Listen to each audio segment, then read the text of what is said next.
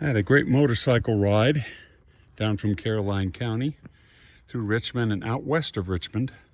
This is the Saylor's Creek Battlefield Visitor Center. It was not here when I was last here in 1991. I used to do reenactments here. Well, I think I did 3 of them. I don't remember. I remember my first was in 1985. Let's read this memorial. This reads, "In remembrance of the Confederate and Union soldiers who fought in the surrounding hills with great honor and perseverance on April 6, 1865. During the 3 engagements, each regiment participated with valor and fraternity. And what was the last major battle of the Civil War in Virginia? Dedicated by the Saylor's Creek Reenactment and Preservation Committee, April 2000. And here are the battles with a quote, "My God, has the army been dissolved?" General Lee. So we have Hillsman Farm, Marshall's Crossroads, and Lockett's Farm, Double Bridges. Visitor Center is really nice. Interesting displays.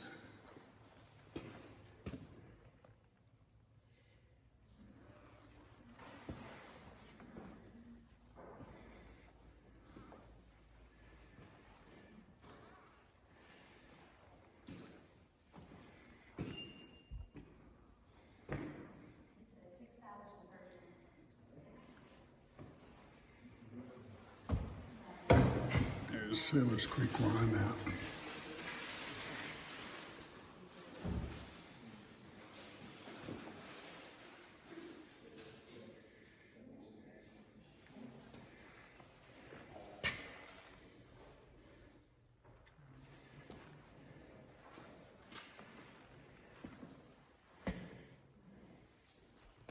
Okay, here's something I was unfamiliar with.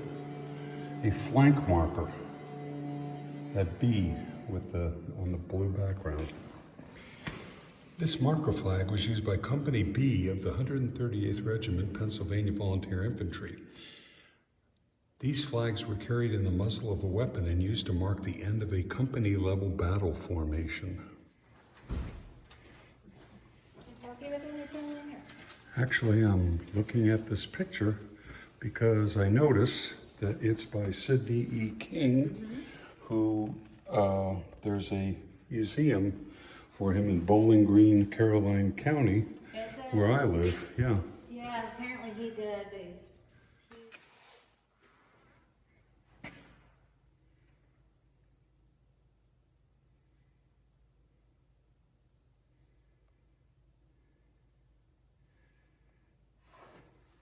Okay, here's the part of the battlefield that I remember.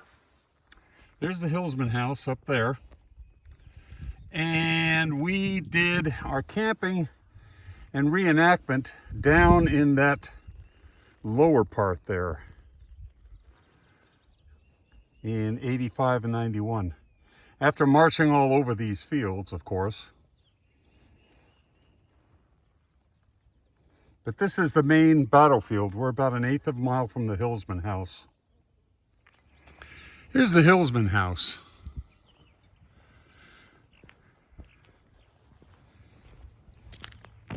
And as I said, we camped and did our battle reenactment down in there. Worm rail fence. Nothing says Civil War like a worm rail fence.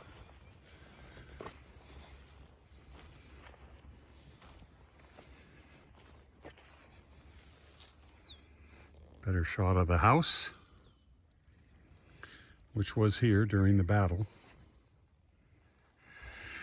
I'm making the very same observation now that I did back in 1985 when I did my first event here. This spot has very strong Civil War vibes. It's not like Gettysburg or Antietam, which also has Civil War vibes, but I can't explain it. You just know you're in a place where something important during the Civil War took place, and that would have been very near the end. I came here in April '85 And I was in the first Minnesota at the time when I lived in Columbia, Maryland. And me and a kid named CK drove out here. And what was really cool was we had a bunch of guys who were actually from Minnesota come out and do this event. And we were all formed back here. I think there's a photograph of that.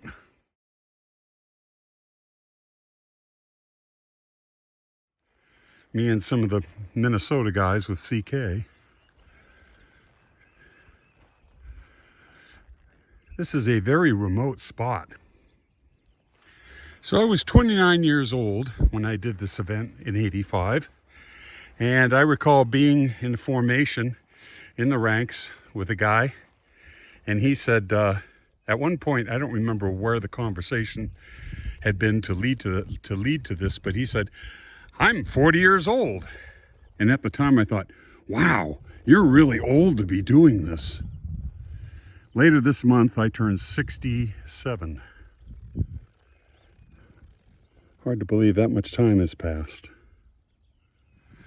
Well, let's try that again. Let's read the historic plaque from 1948. Battle of Saylor's Creek. This is the Hillsman House, used by the Unionists as a hospital in the engagement of April 6, 1865.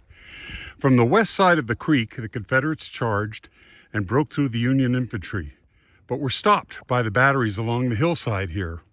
A mass surrender followed, including a corps commander, General R.S. Ewell, several other generals, many colonels, about 7,000 rank and file, and several hundred wagons. It was the largest unstipulated surrender of the war. At the same time, another engagement took place 2 miles north on the main Saylor's Creek, where General John B. Gordon repulsed pursuing Union troops.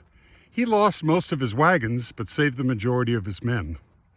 At this time, General Robert E. Lee was retreating from Petersburg toward Danville, closely followed by General Grant. Lee lost half of his troops in these two memorable rearguard actions, which foreshadowed the surrender at Appomattox 3 days later. There's a venerable old sign from 1948. I remember this building on this road. We were with the 3rd Maryland at a later event. I don't remember what year. And this guy was really annoying. And he said something like, "I'm going to get some candy, and you can't have any unless you go with me." Or some such thing like that. Anyway, that's what I remember of that place. So, I'm further up from the Hillsman House. Holt's Corner, it's the name of this. Shortly before noon on April 6th, 1865, elements of Union General George Crook's Cavalry Division attacked Confederate General Richard H. Anderson's Infantry Corps as it marched through this intersection. While most of the Army of Northern Virginia continued marching straight ahead to Rice's Depot on the South Side Railroad after crossing Little Saylor's Creek, part of Anderson's corps quickly dug in here to repel Crook's attack. Consequently, a gap opened here in the Confederate column. After Crook's cavalrymen withdrew, the rest of Anderson's corps continued southwest towards Rice's Depot, but found the way blocked at Marshall's Crossroads. Confederate General Richard S. Ewell ordered the main wagon train, which was following Anderson, to instead turn northwest at this crossroads onto Jamestown Road. General Gordon's corps followed the train. Union General Andrew A. Humphrey's 2nd Corps followed Gordon in close pursuit. You are here. This is a wide map showing Richmond, Farmville, all the way to Appomattox. Holt's Corner, 1936. Holt's Corner, 2023. I'm up at the turnout called the Custis Lee Trail, one of the walkways here. That is the Hillsman House up there. Victory or death? You know what? I think I'm just going to let you read this. Has to do with the last stand of the Savannah Volunteer Guard.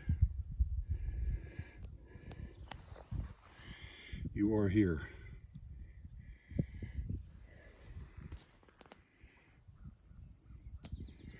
Anyway, we used to camp down in there when we did events here. I'm further down that hill. That's where I was. Walking down this way, here's another plaque. Confederate General George Washington Custis Lee's counterattack. And once again, if you want to read this plaque, freeze here and read it. Where are we now?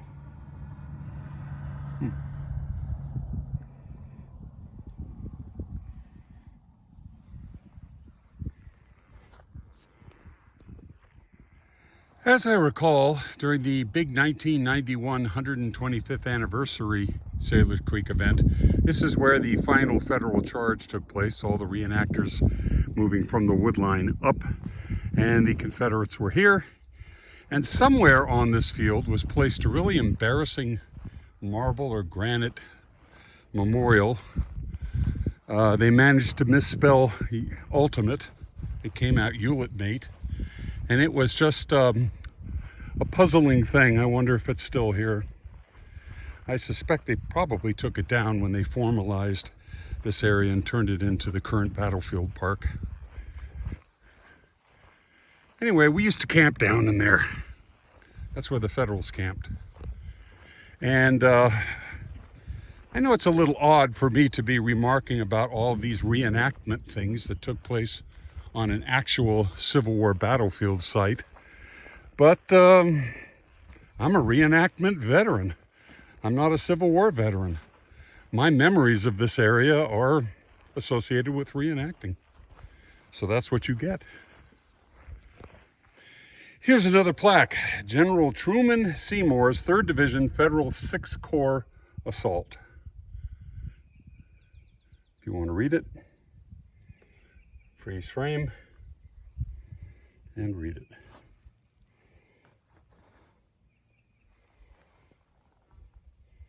Oh, there's a picture of General George Washington Custis Lee.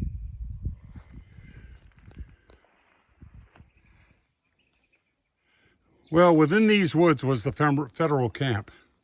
And here's another reenacting memory for you. We spent the night, got up in the morning, and somebody, I guess, had chili in a pan that had been heated up, but in the morning it was all cold and kind of gross, and there were ashes in it, and it just looked disgusting. And a friend of mine rose up and said, "Hey, that looks swell. Looks like somebody done threw up in your frying pan." I've never forgotten that.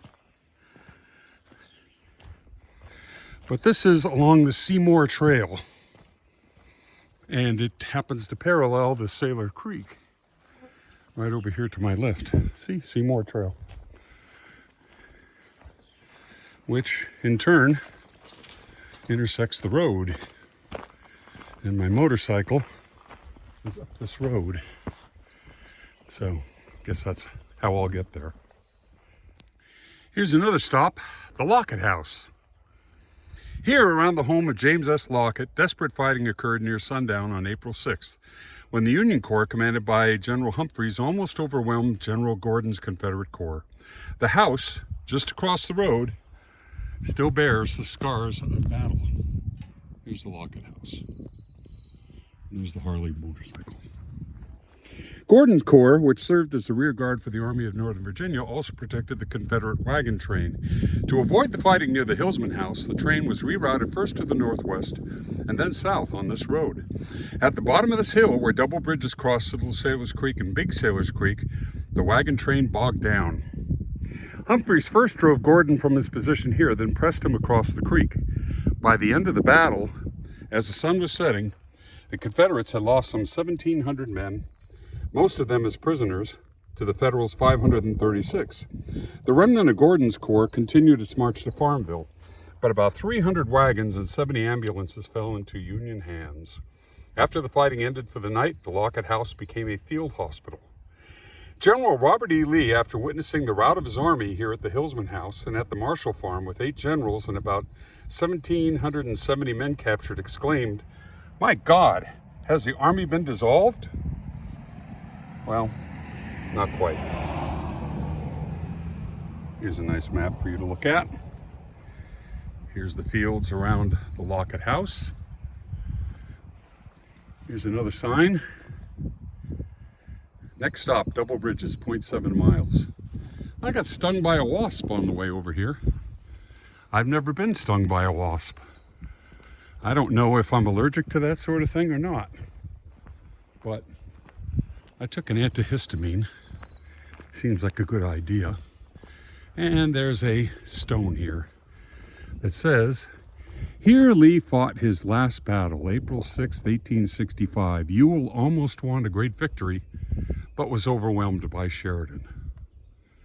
United Daughters of the Confederacy, 1928. The Lockett House.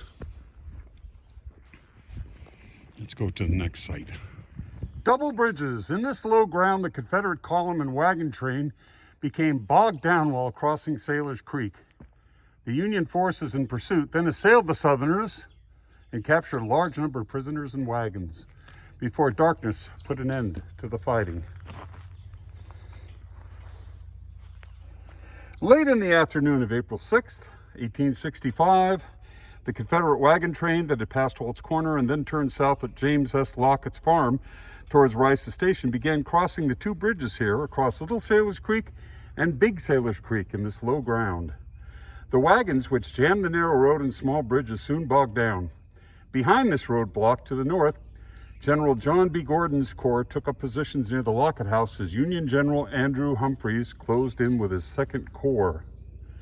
Near sunset, the fighting at the Lockett House intensified, and the Confederates began to withdraw. Darkness ended the fighting, but not before the Federals had captured 1,300 prisoners, 3 guns, 70 ambulances, and more than 300 supply wagons. The remainder of the Confederate soldiers and wagons retreated in the darkness towards High Bridge. Oh, here's a picture, a drawing. Sailor's Creek 2nd Corps. Confederate wagon train captured crossing the creek. You are here. Here's an old bridge, I think. And here's the new bridge. Here's my last stop at the Sailor's Creek Battlefield Park. Marshall's Crossroads. Union cavalry found Confederate infantry posted here along the road to Rice's Depot, while others fought along Little Sailor's Creek at Hillsman's Farm, which is out that way. The horse soldiers attacked this portion of Lee's army, which eventually withdrew from the field or were captured. Marshall's Crossroads. This is another cool Civil War spot. Something about crossroads. Crossroads with worm rail fences. That's the visitors center right there. I'm at the corner of the Scuffletown Road and the Sailor's Creek Road. Marshall's Crossroads.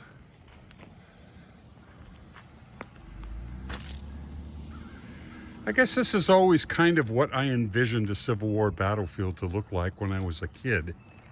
That's what it is.